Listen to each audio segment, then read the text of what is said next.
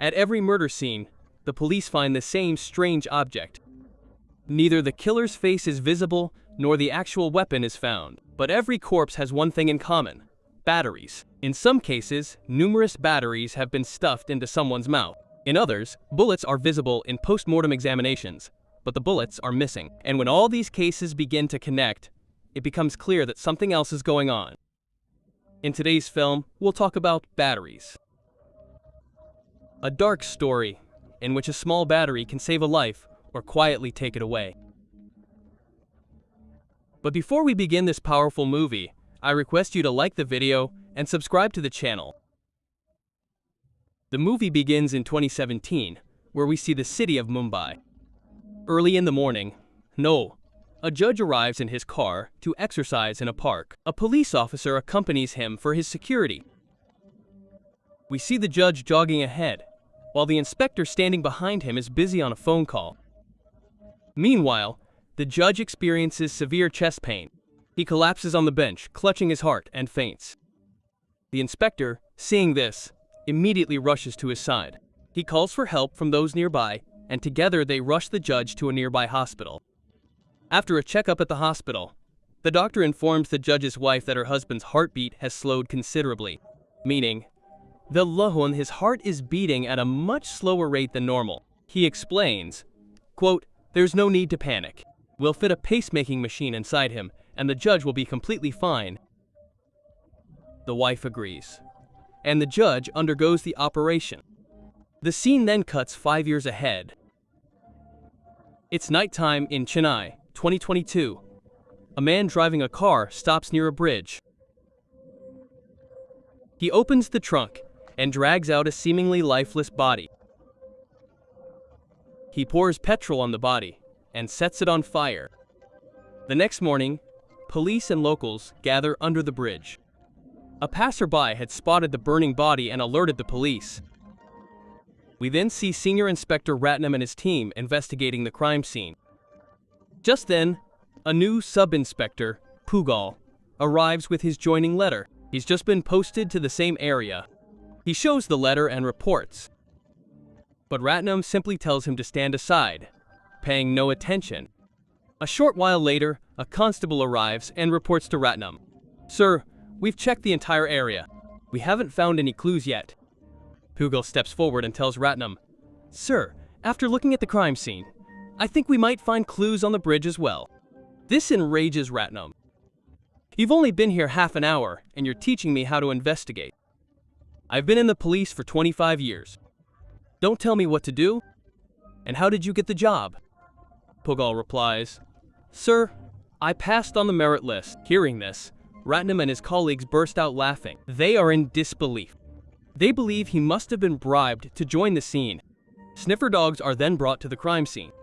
The dogs sniff around, and the team disperses in different directions.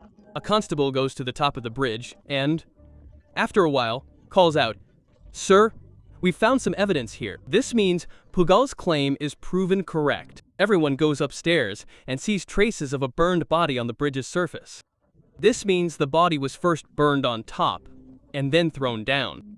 Ratnam then gives Pugal the responsibility for the first time, telling him to arrange for the autopsy.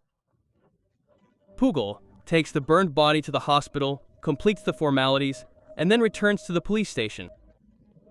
It's still unclear whether the burned body is that of a man or a woman, as it was badly burned. After a while, Ratnam also arrives at the police station. Pugal immediately goes to his cabin and presents the missing persons report for 5 people and says, quote, "Sir, we need to investigate these missing persons. If we start investigating them, maybe one of them will match this burnt body." Ratnam again brushes him off. "There are many other police stations in Chennai. Let them work too. Let the post-mortem reports come first. Then we'll see what to do next. Now go and sit in your seat." Pugal quietly goes back and sits down. From here, the scene shifts to a new location. We see a girl named Asha. Her father has given her a responsibility to find and rescue 2 men named Surendra Kumar and Sugana. On this mission, Asha arrives at their village. She shows a photo to some of the village boys and asks, "Do you know these 2? The boys say, "No, we haven't seen them." Then Asha goes to ask an auntie, who, upon seeing the photo, immediately says, "He's a thief. His house is over there, but it's been locked for the last 2 days. It seems the police have taken him away." Meanwhile, Pugal goes back to the crime scene alone and begins to examine the place closely.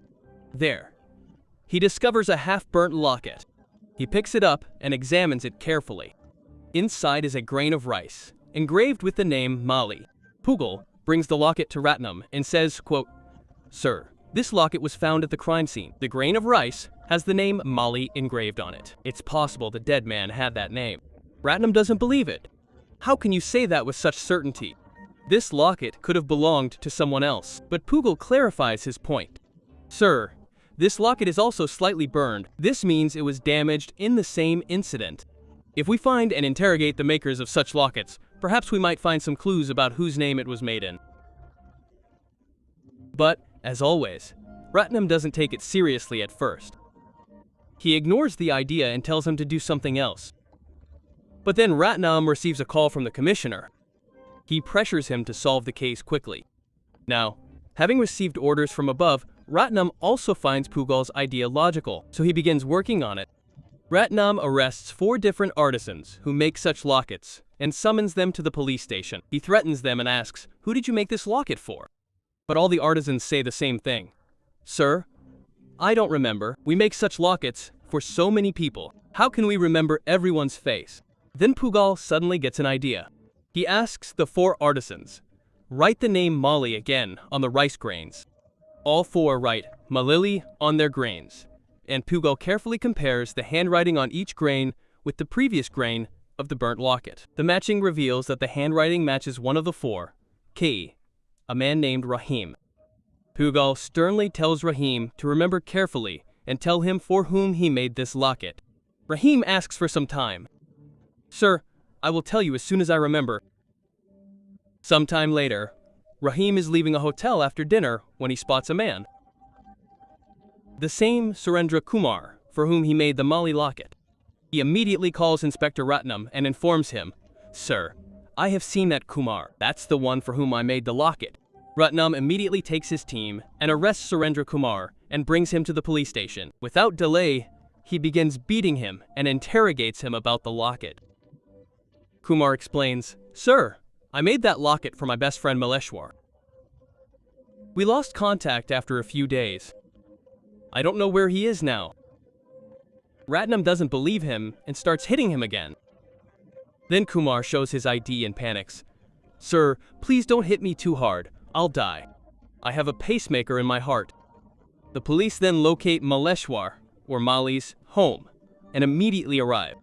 However, upon arriving Shitolaman, they discover that someone has already set his house on fire, destroying any evidence they could find. The next day, Pugal and a constable are taking Surendra Kumar to court. On the way, Kumar attempts to escape. Just then, he encounters Asha, who is already searching for him. Kumar threatens Asha with a knife, gets on her bike, and forces her to clear the area. He then flees with the bike. But the scene cuts to Asha presenting Kumar in court and requesting bail. She tells the judge, "Sir, the police have arrested Kumar without due diligence. They have no knowledge of Mali, nor has he murdered her. The judge finds no solid evidence against him, so he is granted bail." A few days later, a gold chain, is stolen from a jewelry shop. The shopkeeper immediately calls the police. Pugal arrives there and sees Asha in the same shop, who has come there to make some purchases. Pugal recognizes her. She's the same girl whose bike Kumar had fled on. This is where the connection between the two is revealed. We are then introduced to a new character named Victor. Looking at the scar on his forehead, Victor remembers his daughter. A flashback shows Victor driving away in a car with his daughter when suddenly a large lorry, or truck, collides with their car. The impact is so severe that Victor's daughter dies on the spot, and Victor somehow manages to escape, but is seriously injured. In another scene, an unknown man threatens Inspector Ratnam over the phone, saying, "I will kill you." His face is not shown. Who he is, we will reveal it later. Gradually, Pugal and Asha's meetings increase, and they begin to like each other. Victor brings his fitness report to his senior officer and requests to rejoin duty. The senior grants him permission. This means Victor is also a police officer. Ratnam is also present in the same SP office. Victor harbors suspicions about Ratnam. He believes Ratnam may be involved in the tragedy that befell him. On Holi, Ratnam and his team are out on security duty. Meanwhile, the same mysterious masked man takes advantage of the crowd and kidnaps Inspector Ratnam. He takes him to a secluded spot and ties him up. Then, the masked man stuffs several small batteries into Ratnam's mouth and shoots him dead with a special gun. The strange thing is that the gunshots make no sound, a sort of silent kill. After a while, we see the same news being broadcast on all the news channels. Police officer Ratnam has been brutally murdered. Ratnam's case is now handed over to Victor. Victor begins investigating the murder. After the post-mortem, the doctor tells Victor and Pugal that Ratnam was brutally tortured. Several batteries were inserted into his mouth, and then he was shot. The most shocking thing is that there are bullet entry marks on his body, but no exit marks. Bullet marks are visible inside, but there is no bullet inside the body. Victor tells Pugal to assume the killer used an ice bullet, that is, a bullet made of ice that melted after entering. That's why the bullet wasn't found. To test this theory, Victor fires an ice bullet at a piece of goat meat. The bullet passes through the meat, completing penetration before dissolving. This makes it clear that the bullet marks on Ratnam's body don't match those of an ice bullet. This means the murder was committed using a different method. The killer used a unique method that is still beyond Victor and Pugal's understanding. Now the story takes a new turn. We are introduced to a businessman named David Ua, who receives a call from the same masked killer. He threatens, "I will kill you the same way I killed Ratnam." Meanwhile, Asha, heeding her father's advice, sets out to find a man named Suguna to save her. Meanwhile, David and his friend Arjun go straight to the police and file a complaint about the unknown caller's threat. Upon hearing this, Victor's superior officer orders security for David. Pugal and 2 constables are now stationed outside David's house. Meanwhile, the masked man plays a new trick. He creates a CD identical to the Om chanting, CD David plays daily for meditation. But this new CD has the sound of bullets embedded in between the chanting. He then breaks into David's house and replaces the original chanting CD with the same manipulated one. The next day, David plays the same CD for meditation as usual, believing it to be the regular Om CD. In reality, it's a trap set by the killer.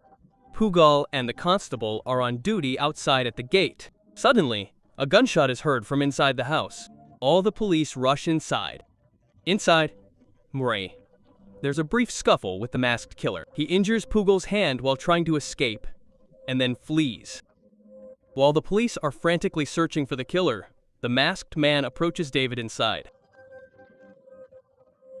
He brutally beats him, stuffs several batteries into his mouth, and then shoots him with his special gun, killing him instantly. Here comes a major twist. The mask is removed, revealing that the killer is none other than Pugal. The man who had been posing as an honest SI until now turns out to be a serial killer. Upon receiving the news of David's death, Inspector Victor rushes to his house and discovers that Pugal has been injured in the encounter. After the post-mortem, the doctor tells Victor and Pugal that David was killed in the same manner as Ratnam. Batteries were stuffed into his mouth. The bullet entered, but not exited. Victor, putting his hands inside David's body, pulls out some small bone-like fragments and asks the doctor, "What are these?" The doctor, after thinking carefully, says, "These are bone fragments. Perhaps the bones shattered due to the impact of the bullet. These are the fragments." The next day, Pugal and Victor attend David's funeral. There, David's friend Arjun, sadly and angrily, tells them, "We trusted you guys. We hired security. Yet, my friend died." Victor says calmly, "We couldn't save David. We regret that. But tell me, why did the killer kill both Ratnam and David in the same manner? Was there any connection between them?" Arjun explains, David and I used to run a trust together. Officer Ratnam used to come to that trust's events to provide security. They both had connections there. Meanwhile, Pugal discovers that Victor has gotten hold of the CD, which mixes the sound of a gunshot with chanting. Seizing the opportunity, Pugal quietly replaces the CD to eliminate any forensic evidence. Victor's mind is fixated on David's murder. He calls Pugal and says, "We must recreate the exact scene of David's death. Show me step by step what happened that day." Pugal and the constables repeat the same routine. Duty outside, CD playing inside, gunshot sound, running inside. Victor observes everything. Then everyone goes home. At night, Victor calls Pugal alone to a secluded spot. Once there, Victor says, "I want to tell you something. The charred body found under the bridge was killed by me, and it was Mali's, not anyone else's." He further reveals the truth. Mali was the one who caused the car accident involving me and my daughter. After the accident, he came to me and started checking my pulse. Then Inspector Ratnam called him and said, "Your work is done, but luckily I survived. I went into a coma. Only the DCP knew about it. After recovering, I found Molly and killed him myself. Since then, I've been trying to find out why Ratnam wanted me dead." But then Ratnam died himself. Hearing all this, Pugal asks, "Sir, why are you telling me all this?" Victor replies, "Who did I kill? I told you. Now tell me who you killed and why." "I know you killed Ratnam and David. I suspected you the moment we recreated the death scene. You were the only one who said you saw the killer. That's where my doubts began. Then I conducted an inquiry into your background. I learned that you had been interested in experimenting with guns since school. This is where the real trick is revealed. Pugal had bullets made from bones to kill people. That means they weren't real metal bullets. They were bone bullets. This is why the post-mortem doctor mistook them for ordinary broken bones, and no one suspected that the bone fragments were actually bullets." Victor explains everything and says, "Goat, you killed Molly, Ratnam, and David with bone bullets. Now tell me why you killed them." But just then, another masked man arrives and suddenly starts firing at Victor and Pugal. Victor is shot in the hand and injured. Pugal immediately runs after the masked man. A scuffle ensues, but in the ensuing scuffle, the masked man manages to escape again. The very next day, the same masked man begins watching Pugal from a distance. Pugal goes to a restaurant. Seeing an opportunity, the masked man cleverly steals his mobile phone. Just then, Asha calls. Asha says, "I'm in this mall. Come meet me here immediately." Thanks to that call, the masked man learns the exact address of the mall and immediately sets out for it. Meanwhile, while sitting in the restaurant, Pugal realizes his phone is missing. He immediately calls the cyber cell and asks them to track its location. Meanwhile, inside the mall at Teed, the masked man finds Asha and pursues her with the intention of killing her. He tries to attack her, but luckily, Pugal arrives.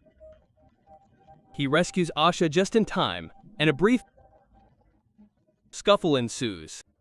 But this time, the masked man takes advantage of the crowd and escapes. That night, Pugal sits down with Victor and Asha and begins to recount his past. A few months ago, Pugal was undergoing police training. At that very moment, his younger sister, Amu, suddenly collapses on the court while playing badminton. Upon being taken to the hospital, Dr. Ramkumar reveals that Amu has a heart condition. They implant a pacemaker in her heart, saving her life. But a few days later, Amu is playing badminton again when she suddenly collapses with severe chest pains, dying on the spot. A few days later, Dr. Ramkumar calls Pugal and reveals a shocking truth. He says Amu's death wasn't normal. When I removed the pacemaker from her heart and tested it, I found that the pacemaker's battery had died. Typically, a pacemaker's battery life is about 5 years, and for safety reasons, we doctors replace it every 4 years. But in Amu's case, the battery died within just 1 month. Ramkumar conducts further research and discovers that it's the same model pacemaker that was implanted in a Mumbai judge 5 years ago. That judge died in an accident a few days later. His family later sold the pacemaker to a trust. The trust, driven by greed for money, refurbished the same old pacemaker without replacing the battery and sold it back on the market.